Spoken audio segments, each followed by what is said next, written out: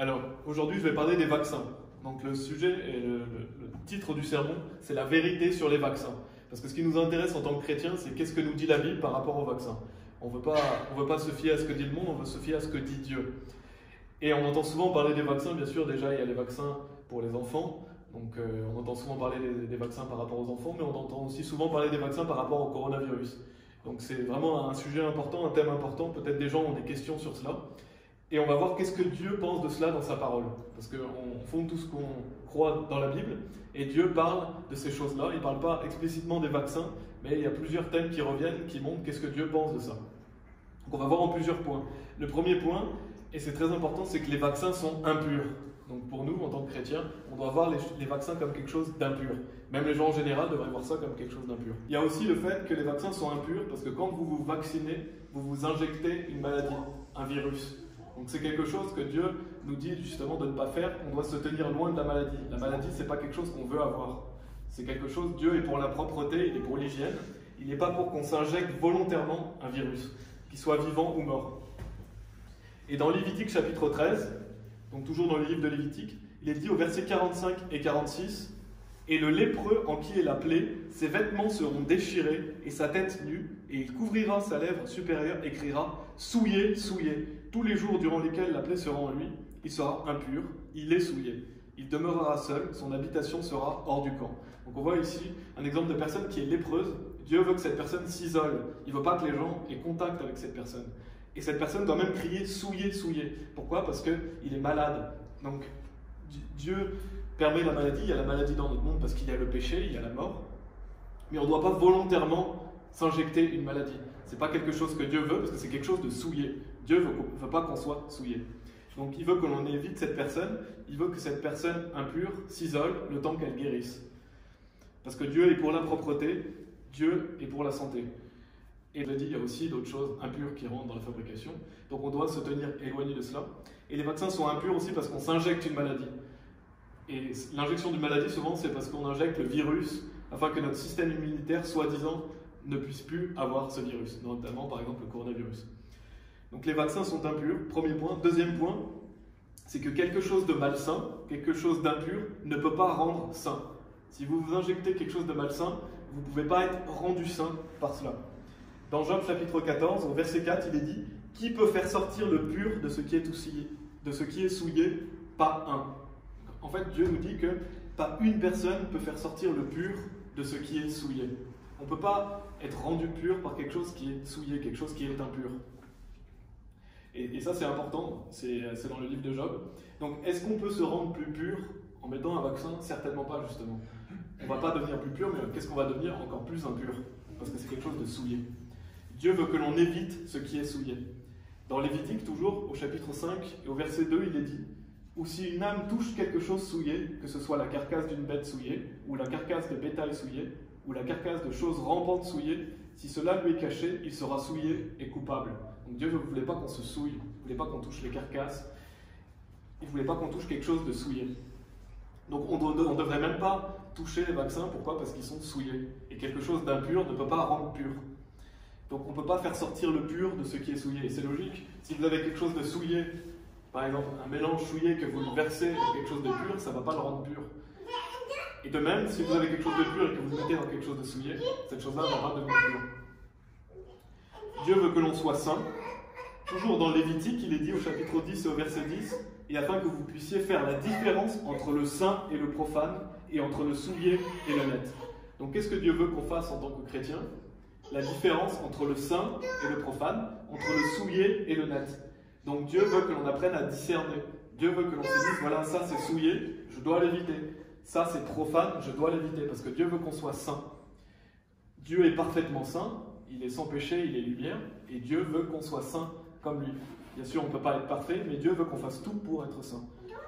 Et c'est quelque chose qui est vraiment récurrent dans le Nouveau Testament, notamment dans 1 Pierre chapitre 1, au verset 16, il est dit « Parce qu'il est écrit, soyez saints, car je suis saint. » Donc Dieu veut qu'on se sanctifie, Dieu ne veut pas qu'on touche aux choses souillées et impures, il veut qu'on soit saint. Donc ça c'est le deuxième point, c'est que quelque chose de malsain ne va pas vous rendre saint, quelque chose d'impur ne va pas vous rendre pur. Et Dieu veut que vous soyez saints. Le troisième point, c'est le fait que dans les vaccins, il peut rentrer dans la fabrication des vaccins des tissus fœtaux, c'est-à-dire des tissus d'enfants avortés, de bébés avortés. Et notamment, j'ai un extrait d'un article de l'Institut européen de bioéthique qui dit « Au moins 5 sociétés pharmaceutiques utilisent pour faire leur vaccin contre le Covid des cellules de fœtus avortés. » Ça veut dire qu'il y a au moins 5 sociétés qui ont travaillé sur les vaccins, qui utilisent des cellules de fœtus avortés. Donc on voit que ça rentre dans la production des vaccins. Et sur Wikipédia aussi, au sujet de l'utilisation de tissus fœtaux dans le développement de vaccins, donc il y a aussi un passage que j'ai souligné, où il est dit « L'utilisation de tissus fœtaux dans le développement de vaccins est la pratique de la recherche, du développement et de la production de vaccins par la croissance de virus dans des cellules fœtales humaines cultivées. » Donc ça veut dire qu'ils produisent leurs vaccins à partir de cellules fœtales humaines cultivées.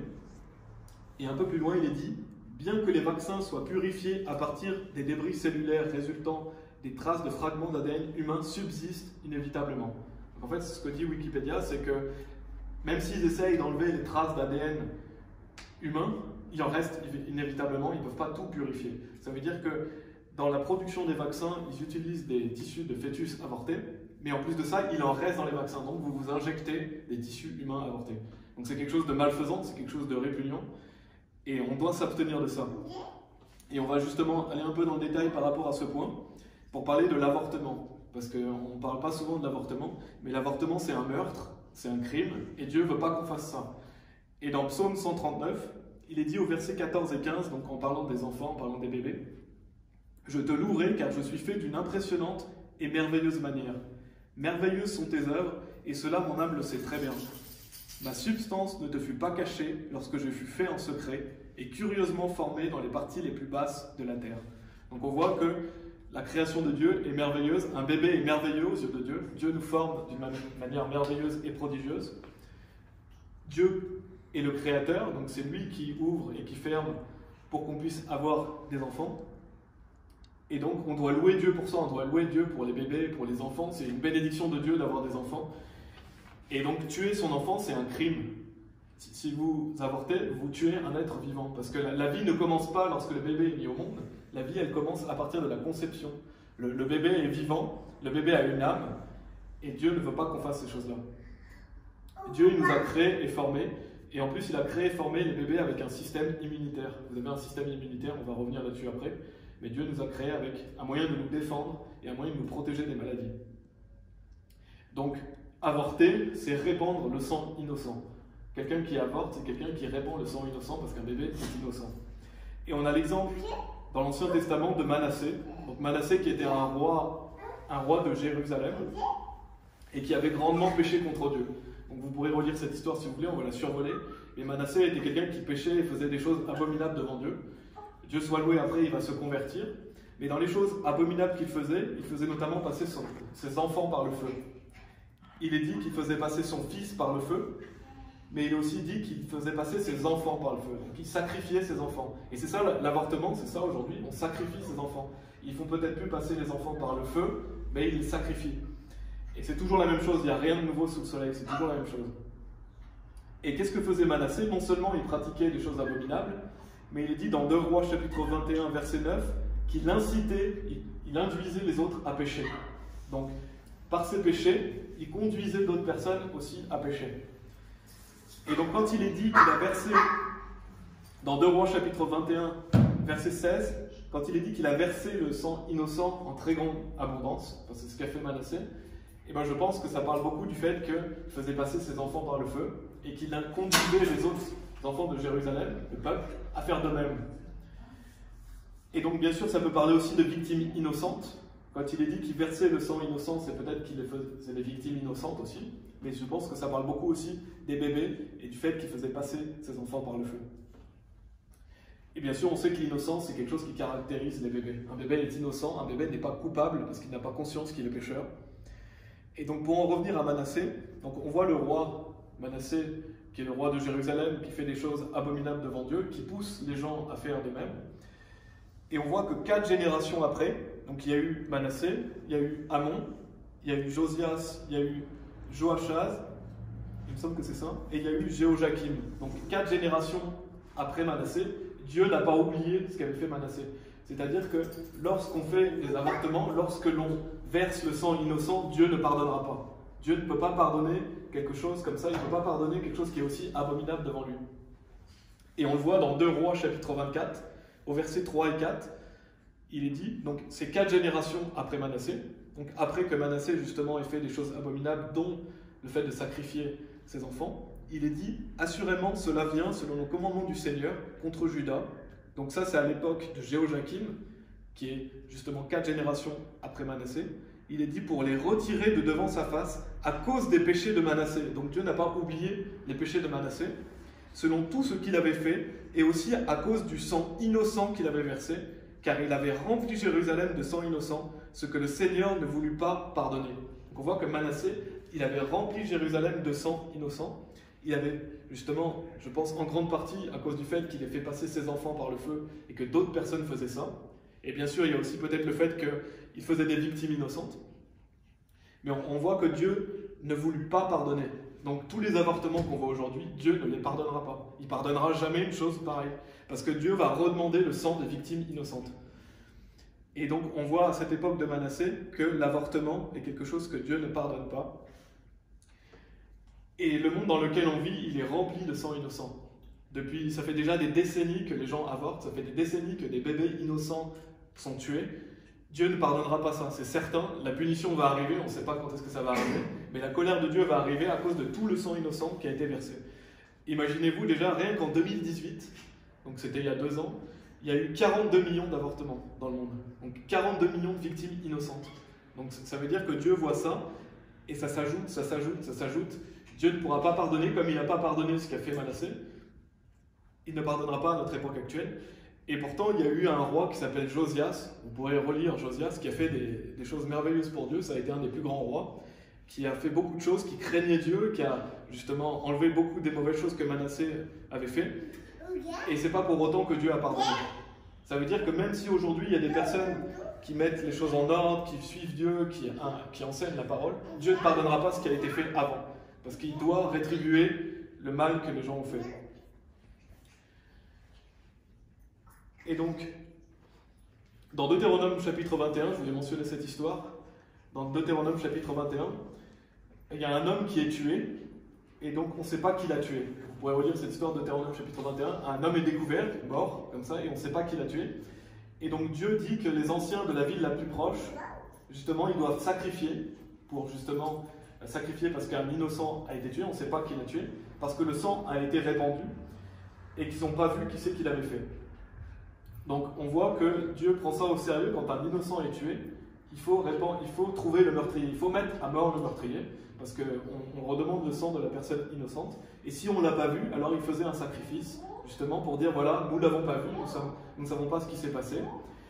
Et il est dit justement dans cette histoire, donc dans Deutéronome chapitre 21, au verset 8 et 9, il est dit « Sois propice à ton peuple d'Israël que tu as racheté, ô Éternel, et n'impute point le sang innocent à ton peuple d'Israël, et le meurtre sera expié par eux. Et tu ôteras le sang innocent du milieu de toi, en faisant ce qui est droit aux yeux de l'Éternel. » Donc ça veut dire que si quelqu'un a été tué et qu'on ne trouve pas le meurtrier, il fallait enquérir pour savoir qui l'avait fait. Si on ne trouvait pas la personne, alors il y avait un sacrifice qui était fait pour dire à Dieu, voilà, nous ne savons pas ce qui s'est passé, Dieu bénit notre terre, parce que sinon Dieu va maudire la terre. Donc Dieu va maudire un lieu où le sang innocent est versé en abondance. Donc imaginez 42 millions de bébés tués en une seule année. Dieu ne va jamais bénir la terre, il va la maudire. Et donc, si je parle beaucoup de ça, si je parle beaucoup de l'avortement, c'est parce qu'en tant que chrétien, on doit être contre l'avortement, qui est un crime, et on doit être pour la vie. On doit être justement la parole qui défend les bébés qui ne peuvent pas se défendre et qui sont tués littéralement. Et j'en parle aussi parce que les vaccins, dans la composition des vaccins, il y a des fœtus de bébés avortés. Donc, en tant que chrétien, on ne doit pas cautionner ça. On ne doit pas être participant des œuvres des ténèbres. Et on doit donc se tenir loin de ça.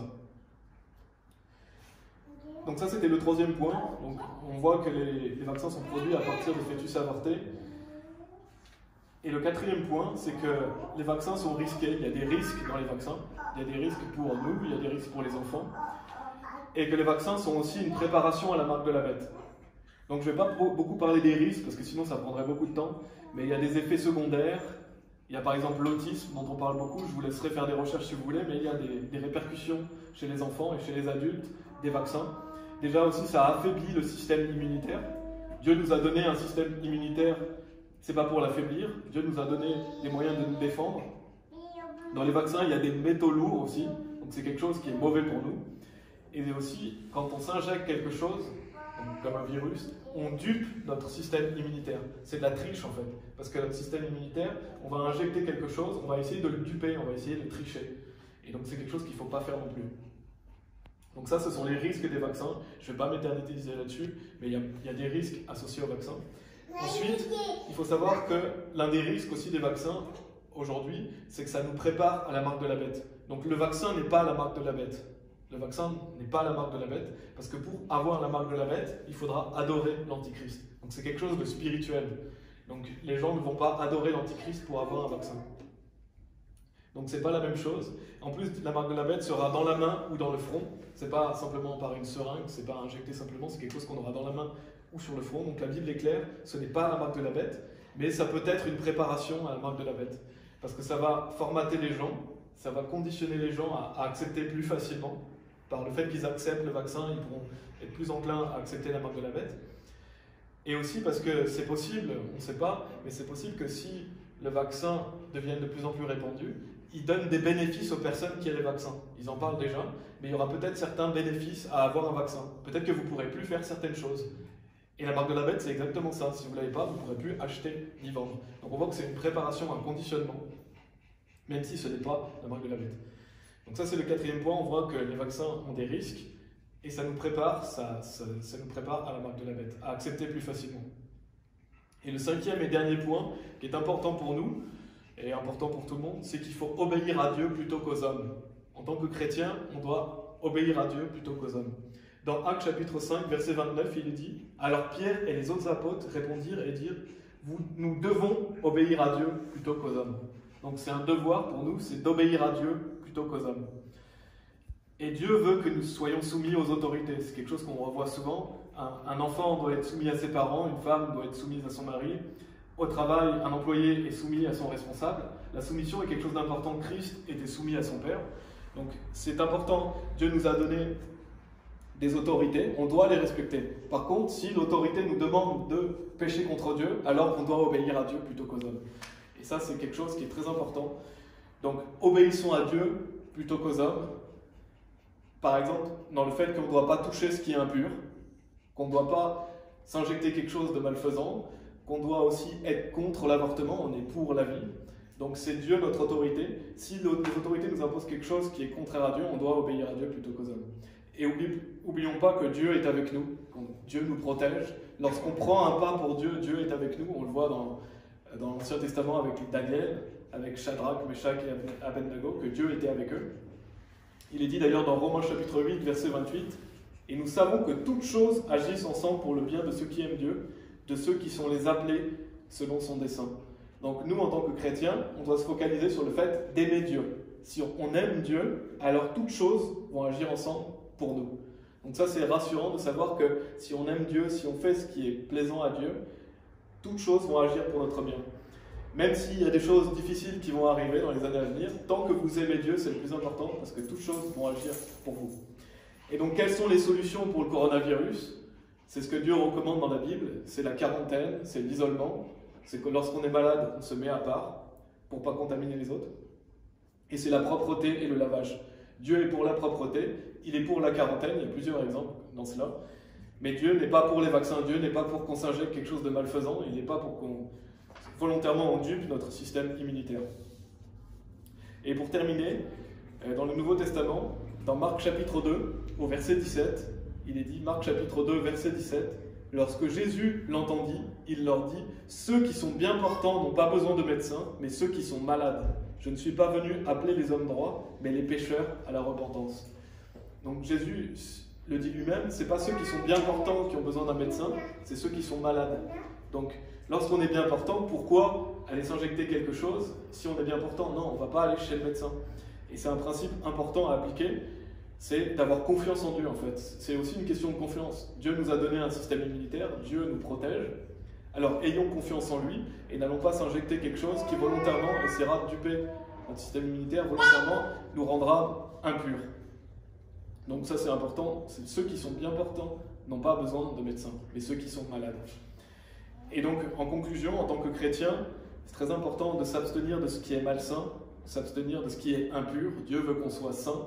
Donc on doit toujours se remettre en question, est-ce que ce que je fais est plaisant à Dieu? Est-ce que ce que je fais est saint? Parce que Dieu veut qu'on réfléchisse à cela. Et Dieu nous a donné un système immunitaire, on doit lui faire confiance.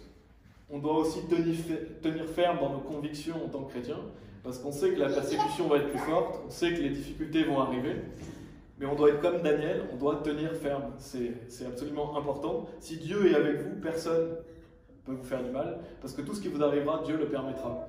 Donc soyez forts et soyons fermes dans tous ces sujets et avertissons les autres. Expliquons justement avec la Bible pourquoi on n'est pas pour les vaccins et quelle est la vérité sur les vaccins. Voilà, on va prier si vous voulez bien. Merci Seigneur de nous avoir donné ta parole pour justement discerner entre le saint et le profane, entre ce qui est pur et impur, parce que c'est toi qui nous dis ce qui est saint et profane, c'est pas notre propre cœur. Merci de nous aider à avoir confiance dans le fait que tu nous protèges, que tu nous aimes, et de tenir ferme, justement de ne pas marcher par la chair, parce que la chair est faible, marcher par l'esprit. Et voilà, on sait que les temps vont être très certainement de plus en plus difficiles, mais protège-nous, je t'en prie. Soutiens-nous et soyons un bon témoignage envers les autres. Et expliquons justement la différence entre le saint et le profane. Amen. Amen.